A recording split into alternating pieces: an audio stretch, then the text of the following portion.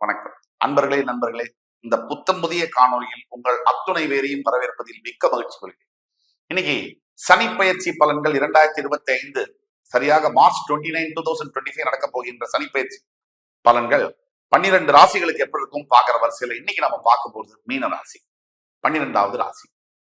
மீன ராசிக்கு இந்த வீடியோ எப்படி எடுத்துட்டு போறோம்னா, இது வரைக்கும் மீன ராசிக்கு என்ன நடந்துச்சு, இந்த சனி பயிற்சி மூலியமா எதை எதிர்பார்க்கலாம், எதை எதிர்பார்க்க கூடாது, அதுக்கு அடுத்தபடியாக அதுக்கு என்ன தீர்வுகள், அதை பத்தி பேச போறோம். நீங்க மீனராசியாக இருந்தாலும் உங்களுடைய ஃப்ரெண்ட்ஸ், ஃபேமிலிஸ் அண்ட் ரிலேட்டிவ்ஸ்ல யாரு மீனராசியா இருந்தாலும் இந்த வீடியோவை தயவு கூர்ந்து அவங்களுக்கு ஃபார்வர்ட் பண்ணுங்க. இந்த வீடியோவானது மீனராசி அன்பர்களுடைய வாழ்க்கையில் மிகப்பெரிய மாற்றங்களை கொண்டு வரும் என்பதில் எல்லளவும் சந்தேகமே. அதுக்கு அடுத்தபடியாக உங்களுக்கு இந்த வீடியோ பிடிச்சிருந்துச்சுன்னா லைக் பண்ணி கமெண்ட் பண்ணி மறக்காம சப்ஸ்கிரைப் பண்ணுங்க. உங்களுக்கு கண்டிப்பாக நல்லது நடக்கும். மீனராசி காலபுருஷனுடைய 12ஆம் வீடு மீனராசி. மீனராசி அப்படின்னு சொன்னாலே எப்படியும் ஒரு இடத்துல இருக்க முடியாது, பிறந்த இடத்துல வாழ முடியாது, நகர்ந்துகிட்டே இருக்கக்கூடிய சந்தர்ப்பங்கள் நடக்கும்.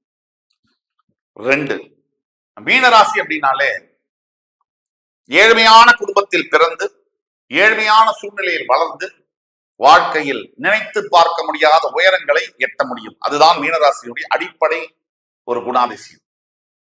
மீனராசினாலே நல்லா வாழணும், காம்ப்ரமைஸ் எல்லாம் பண்ணக்கூடாது, நல்லா இருக்கணும் அப்படிங்கிற எண்ணப்பு வந்துடும். மீனராசி அப்படின்னாலே நல்ல வாசனை திரவியங்கள், நல்ல ட்ரெஸ், நல்ல ஆசைகள், இதெல்லாம் தன்னால வரும். மீனராசி அப்படின்னாலே இறைவன் பக்தி, இறைவனை நோக்கின சிந்தனை, இதெல்லாம் வரும். மீனராசினாலே கட்டுக்கடங்காத ஆசைகள் மனசுல வந்துகிட்டே இருக்கும். இதெல்லாம் மீனராசி. இதனால் வரைக்கும் மீனராசி என்ன நடக்குது, மீனராசிக்கு 7 சனி ஆரம்பிச்சதுல இருந்து மிகப்பெரிய பிரச்சனைகள் விரய சனியா இருக்கும் போதே வந்துச்சு. சில தடங்கல்கள், தாமதங்கள், லைட்டா அந்த சனி சிக்னல் கொடுத்திருப்பாரு. வேலையில பிரச்சனை, குடும்பத்துல பிரச்சனை, தொந்தரவு, உடல் உபாதைகள், எண்ணங்கள், பயம், தூக்கம் இல்லை, இதெல்லாம் கொடுத்திருப்பாரு. இப்ப போராத வரைக்கும் ஜென்ம சனியா வரும். எப்பவுமே ஒண்ணு வச்சுக்கணும், சனி பகவான் 7.5 சனி ஜென்ம சனினா உடனே நல்லது நடக்கும், எனக்கு 7.5 சனி இல்லை அப்படின்னா விளையாட்டுக்கு சொல்லலைங்க. உண்மையிலேயே 7.5 சனியில ஜென்ம சனியில கூட சில பேருக்கு நடக்கும். அந்த சில பேர்ல நீங்க ஒத்தரா அப்படின்னு தெரியணும்னா உங்கள் சுய ஜாதகம், பிறப்பு ஜாதகத்தை பார்க்க வேண்டும். அப்படி பார்த்தாதான் உங்களோட லக்னாதிபதி தசாபுக்தி புத்திநாதனுடைய பலத்தை வச்சு உங்களுக்கு சனி பகவான் 7.5 சனியில நல்லது செய்வாரா கெட்டது செய்வாராங்கிறத பார்க்க முடியும். ஆனால் நாம் சொல்லக்கூடியது பொது பலன்கள். 65 இருந்து 70% நாம் சொல்லக்கூடிய பலன்கள் மீனராசி நேயர்களுக்கு பொருந்தும். 65-70% மீனராசி நேயர்களுக்கு பொருந்தும். கண்டிப்பாக 7.5 சனி ஜென்ம சனியின் போது நாம் பிரச்சனைகளை எதிர்பார்த்தே ஆக வேண்டும். இதுல பொய் பேசுறதுக்கு ஒண்ணுமே இல்லை, நெகட்டிவா பேசுறதுக்கு ஒண்ணும் இல்லை, உண்மையை தான் பேசுறோம். கண்டிப்பாக பிரச்சனைகளை எதிர்பார்க்கலாம், தவிர்க்கவே முடியாது. முதல் பிரச்சனை என்ன, 7.5 சனினா என்ன, ஜென்ம சனினா என்ன? 30 வருஷத்துல உங்க ராசிக்கு பக்கத்து வீட்லயோ முன்னாடி வீட்லயோ உங்க ராசியிலயோ அது 7.5 சனி. உங்க ராசினா என்ன, சந்திரன் எங்க இருக்கு, அதான் ராசி. சந்திரன் என்ன, உங்க மைண்ட். சோ 7.5 சனி ஜென்ம சனினா உங்க மைண்ட சனி பகவான் குடிக்க போறான்னு அர்த்தம். மைண்ட சனி பகவான் குடிச்சார்னா முதல்ல என்ன செய்வாரு, மைண்ட சரியா வேலை செய்ய விட மாட்டாரு. உங்க மைண்ட் உங்களுக்கே அகைன்ஸ்டா வேலை செய்யும். இதுதான் இதுக்கு பின்னாடி இருக்கக்கூடிய லாஜிக். இப்ப மைண்ட் சரியா வேலை செய்யணும் என்ன ஆகும், மொத்தம் ஒர்க் பண்ணாது. நீங்க எவ்வளவு பெரிய படிப்பு படிச்சிருக்கலாம், மிகப்பெரிய அறிவாளியா இருக்கலாம், ஞானியா கூட இருக்கலாம், உங்களை 7.5 சனி ஸ்பேர் பண்ண முடியாது. இவ்வளவு மட்டும் இல்ல, என்னையும் கூட யாரையும் கூட ஸ்பேர் பண்ண முடியாது. ஆண்டவனுக்கே கூட 7.5 சனி உண்டு. அப்ப நம்ம முதல்ல ஒத்துக்கணும், அந்த மன பக்குவத்துக்குள்ள நம்ம வரணும். எதுவுமே இல்ல பாசிட்டிவிட்டி முட்டாள்தனமா நம்ம பேச முடியாது. எப்பயும் ஏற்றம் இறக்கம், பிரச்சனைகள், நல்லது கெட்டது எல்லாம் உள்ளதுதான் இந்த வாழ்க்கை. பாயிண்ட் நம்பர் 1, யதார்த்தத்துக்குள்ள நம்ம வரணும். செகண்ட், இந்த என்ன பண்ணோம்னா முதல்ல மைண்ட பிளக்சுவேட் பண்ண வைக்கும். மைண்ட்ல வரக்கூடிய விஷயங்கள், சிந்தனைகள் நமக்கு எதிராகவே வரும், பயத்தை உருவாக்கும், பதட்டத்தை கொடுக்கும். பதட்டம்னா சஞ்சலம், இந்த இது பண்ணலாமா அது பண்ணலாமா, குழப்பம், இதெல்லாம் ஏற்படுத்தும். இது பாயிண்ட் நம்பர் 1. 2வது,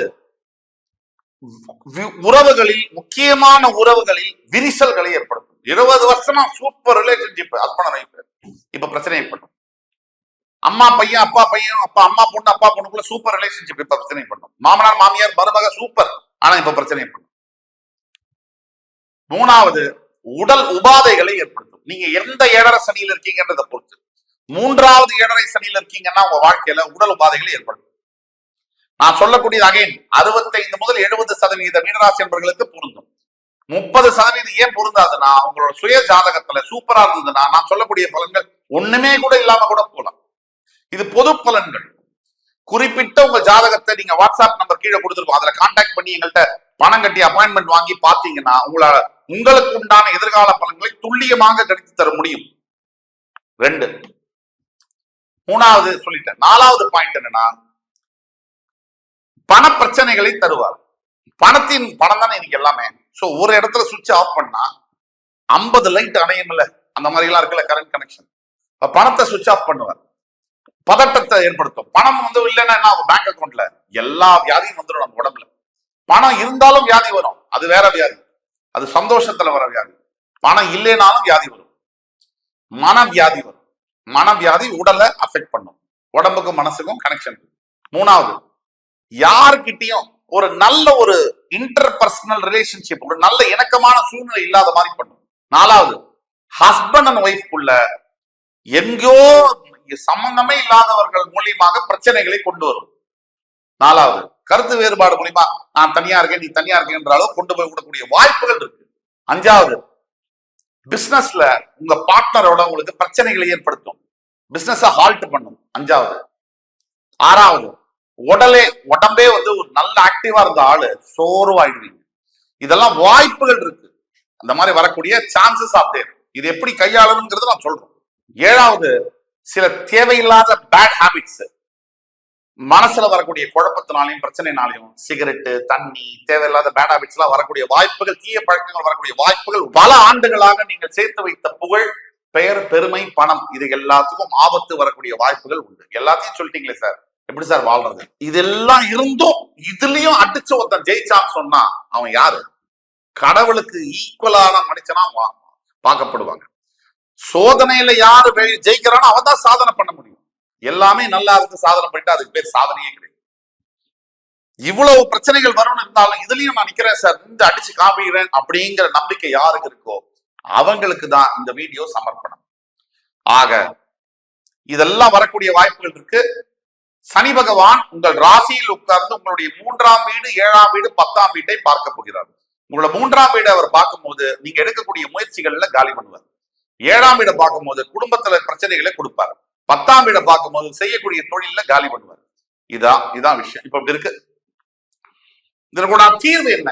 முதல் தீர்வு, கண்டிப்பாக மீனராசியில் இருக்கக்கூடிய அனைத்து அன்பர்களும் திருநள்ளாறில் இருக்கக்கூடிய தர்பாரண்யேஸ்வரருக்கு போய் தரிசனம் பண்ணி அபிஷேகம் செய்து நல தீர்த்தத்துல குளிச்சு, அதாவது கருவியில வஸ்திரத்தை கட்டி போய் அவருக்கு அபிஷேகம் ஆராதனை பண்ணி அர்ச்சனை பண்ணி உங்களால் முடிந்த உணவு, ஆடைகளை, கருவியில வஸ்திர ஆடைகளை தானம் செய்ய வேண்டும். புடவையோ வேஷ்டியோ ஒரு 100 பேருக்கு முடிஞ்சு 10 பேருக்கு பண்ணலாம். பணம் இல்லைன்னா முடிஞ்சதுன்னா 100 பேருக்கு பண்ணுங்க.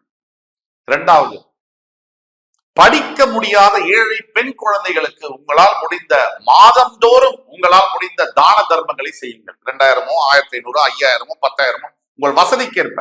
சில பேர் நம்ம ஊர்லயே சொல்றாங்க 10 கோடி வச்சிருக்கேன் சார், மாசம் 1000 ரூபாய் தரேன் சார். இதுக்கு சனி பகவான் உங்களுக்கு பனிஷ்மெண்ட் தான் கொடுப்பார். நீங்க உங்களுடைய வசதிக்கேற்ப உங்களோட மனசாட்சிக்கு இப்போது விரோதம் இல்லாத தான தர்மங்களை செய்ய வேண்டும். 3வது, ஒவ்வொரு பிரதோஷம் தோறும் சிவ ஆலயங்களுக்கு சென்று நல்லெண்ணெய் தீபம் ஏற்றி நவகிரகத்தை சுத்தி வர வேண்டும். 4வது, கால பைரவருக்கு, அதாவது மத்திய பிரதேஷ்ல இண்டோர்ல மகா கால பைரவர் கோவில் இருக்கு. முடிஞ்சதுன்னா அங்க போங்க. முடியலையா உங்கள் அருகாமையில் இருக்கக்கூடிய திருநாய்களுக்கு உங்களால் முடிஞ்ச உணவு, தண்ணீர் போன்றவற்றை கொடுங்க. இது ஒண்ணுதான் நீங்க செய்யக்கூடிய தர்மம் தான். ஏன்னா சனி பகவான் தர்மகாரகன், கர்மகாரகன். அவங்க செய்யக்கூடிய தர்மம் தான் உங்களை தலை காக்கும். வேற எதுவும் உங்களை ஒண்ணும் பண்ண முடியாது. நீங்க தர்மம் செய்ய செய்ய செய்ய செய்ய செய்ய உங்களுடைய கெட்ட பலன்கள் மாறி நல்ல பலன்கள் வரும். ஆக என் உயிரினும் மேலான மீனராசி என்பர்களே, அடுத்த காணொளி மறுபடியும் உங்களை எல்லோரையும் சந்திக்கும் வரை உங்களிடமிருந்து விடைபெறுவது உங்கள் சுபாஷ் பாலகிருஷ்ணன். நன்றி, வணக்கம், வாழ்க வளமுடன்.